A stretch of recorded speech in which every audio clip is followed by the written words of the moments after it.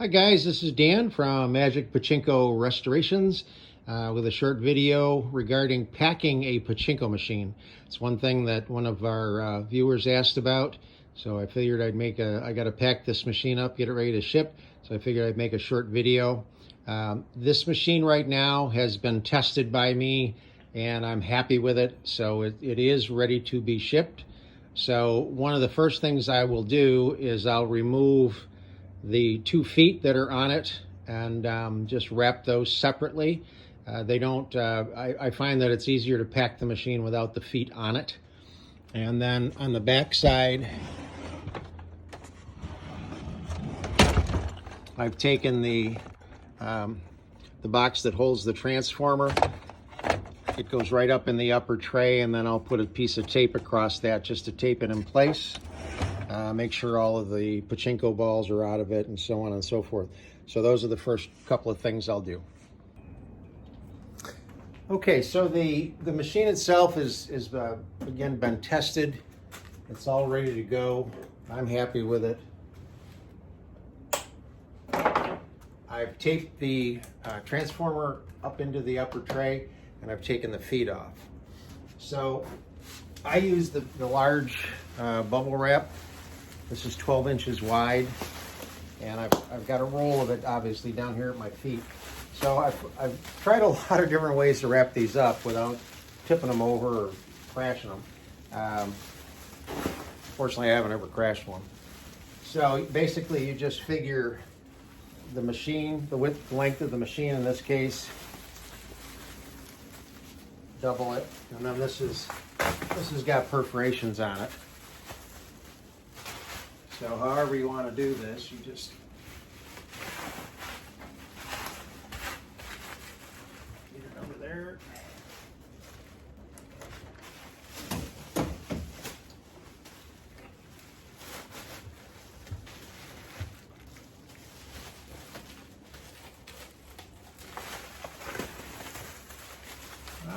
That's a little short. Should have cut it one more section.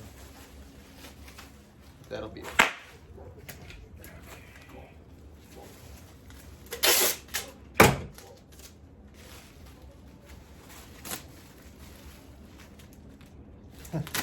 I hate tape, especially cheap tape.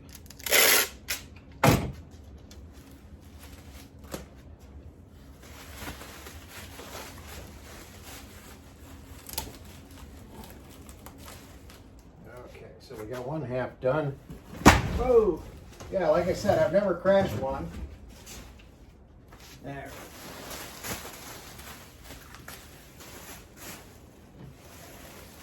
This time I'll be a little smarter and go one more section.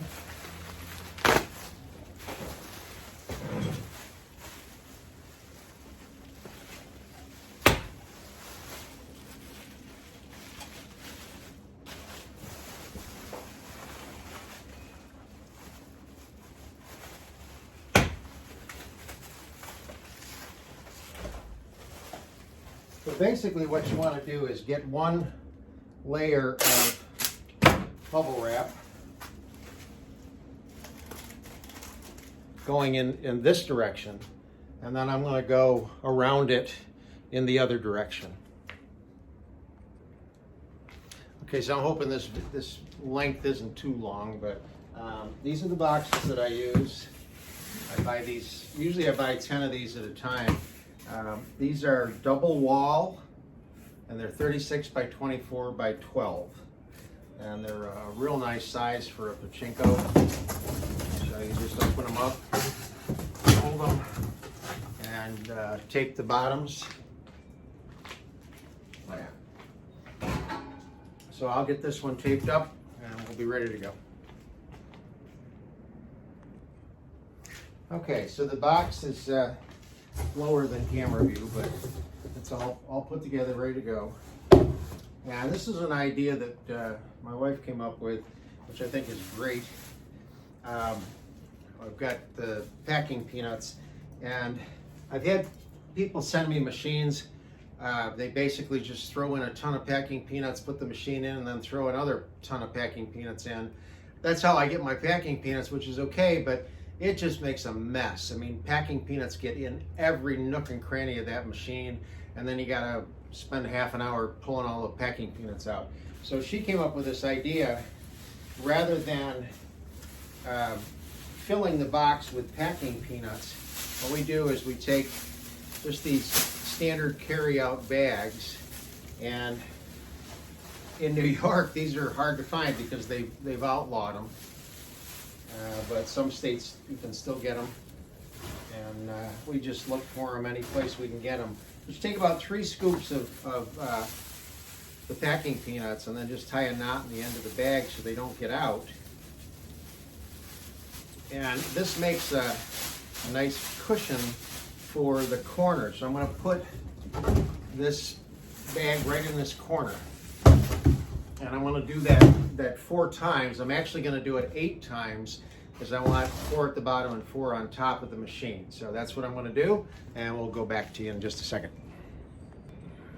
Okay, so what we've got now, I can get this over in the right spot, is there's a bag full of well, not full, but a bag of packing peanuts in each corner.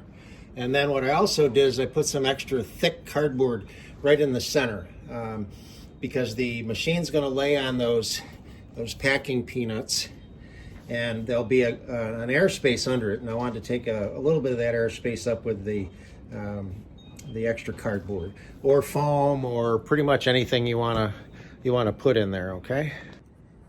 Okay, so there's the machine nestled into the box. Again, the 4 corners.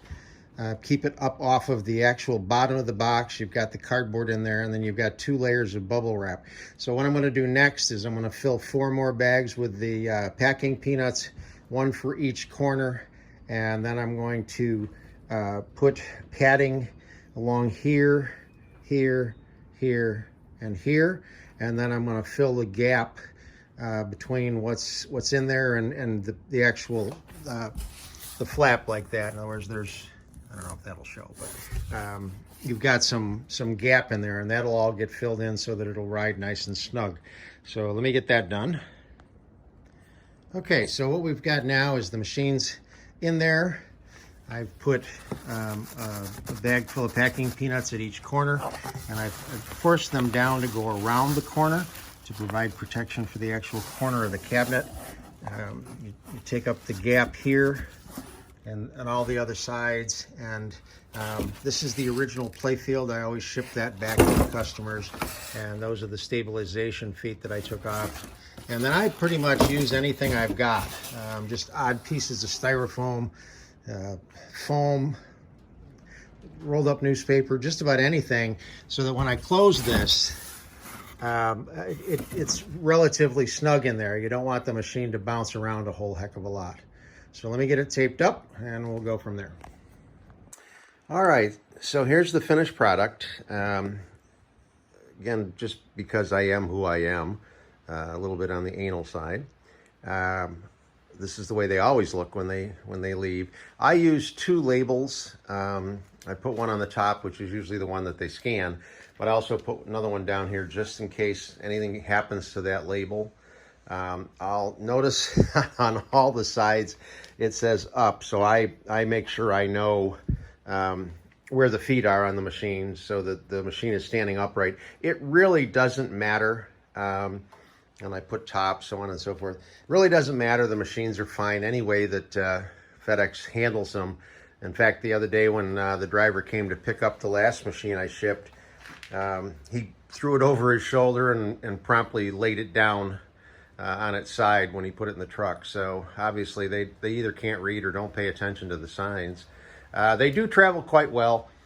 This is not the only way you can pack them. I've had, if you look over here, there's a packing blanket there that somebody wrapped.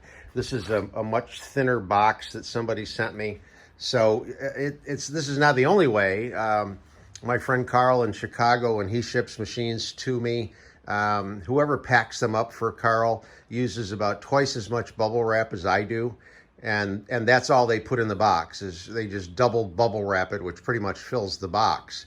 I don't use as much bubble wrap, but I use other padding. So A lot of different ways to do it, but this is certainly one of the safest ways, and they seem to travel pretty well. So good luck shipping your machines, and ship one to me and I'll restore it for you. Thanks.